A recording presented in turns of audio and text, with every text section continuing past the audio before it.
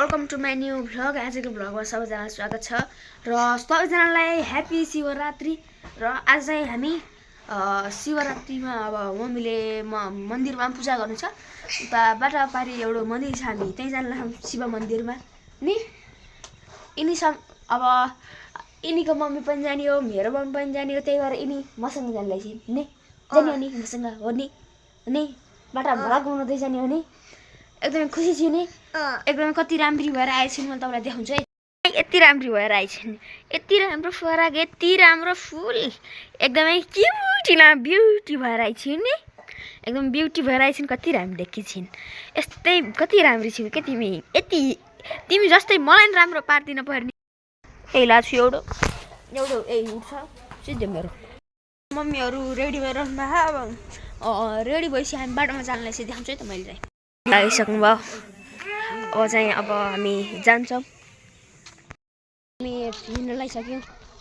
हेर्न सक्नुहुन्छ अहिले यति धेरै धुवै छ नि अरे धुवै छ नि, धुवै छ, केही पनि देखिन्न है। त्यस्तो भएको छ अहिले चाहिँ। अहिले हामी हिँडिरहेछौँ गाइज। अहिले चाहिँ हामी बाटो क्रस गर्ने ठाउँमा आयौँ है त। यहाँ बाटो क्रस गर्छौँ अब हामीले। ओहो छैन यिनी नाच्दै छैन ल चलो। अझै यतै हो है मन्दिर चाहिँ, यता। अब यहाँ हामी अब फेरि बाटोमा हिँडिरहौँ।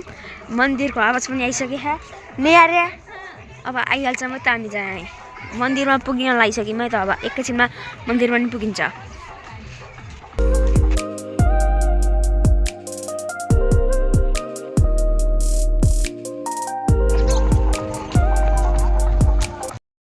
लगाइस हामी चाहिँ आयो। यता चाहिँ मन्दिर हो, मन्दिर त सब्जी खाए पुरै। यता चाहिँ मेला लाहा सानोतिनो।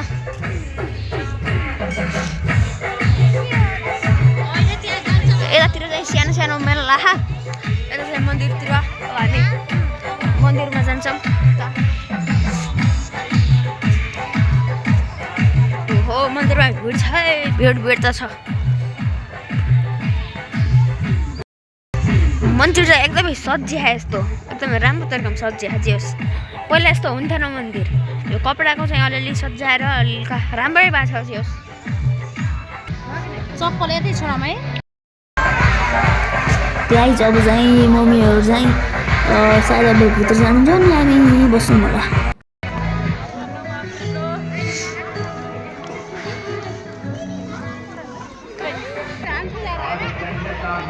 हामी चाहिँ अहिले यहीँ बस्नु लाग्छ। भित्र गएर अब लाइन लागेर पूजा गरेर आउँछ, त्यही भएर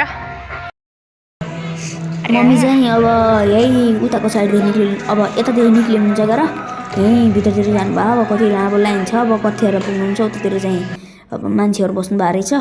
यहीँ भित्र यो कस्तो के छ अब मैले राम्रोसँग, यो अँध्यारो थियो अनि मान्छेहरू पनि आइराख्नु भएको थियो, त्यही भएर राम्रोसँग देखाउन सकेन कि। अब धेरै मान्छे हेर्न सक्नुहुन्छ, यति धेरै भिड लागिसक्यो। अन्त पछि झन् भिड बढ्दै जान्छ। अहिले चाहिँ मम्मीहरू चाहिँ भित्र पूजा गर्न जानुभयो। हामीले चाहिँ बाहिर पठाइदिनु भयो। यो चाहिँ गीत गाइरहेछ। अब हामी यहीँ पछाडिबाट आउनु सकेर, त्यही भएर हामी यहीँ उभिरहेछौँ, पर्खिरहेछौँ। यहाँ भित्र जानुभएको गाइज। अहिले चाहिँ मम्मीहरू यहाँ भित्र पूजा गर्न आउनु भएको छ।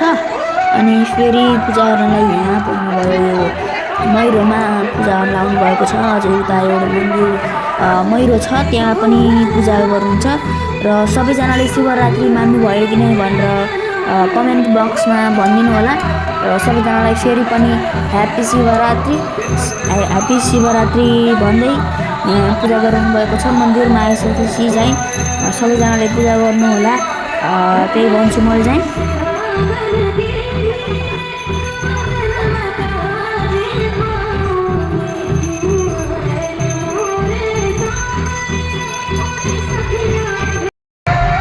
गाइज यहाँ हेर्नुहोस् त कति धेरै धुवा भएको छ।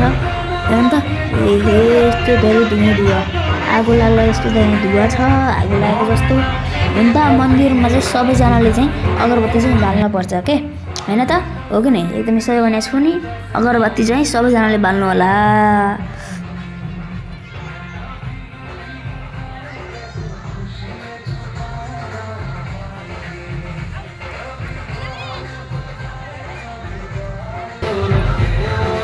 गाइस अहिले चाहिँ फेरि अर्को यताको मयूरमा पूजा गर्न आउनुभएको छ। यहाँ चाहिँ अब पूजा गरिराख्नु भएको छ।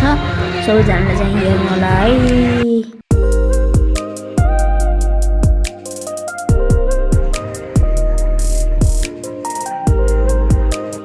अहिले हेर्छौँ चाहिँ यति लामो भिड छ, यति लामो। अनि अहिले चाहिँ अब हामी घर जान लाग्छौँ। अब यत्रो ठुलो डेका आवाज छ, केही पनि सुनिरहेको छैन। घरतिर लाग्ने यत्रो भयो त, यति लामो लाइन। झन् पछि झन् मान्छे पनि आइरहेको भयो।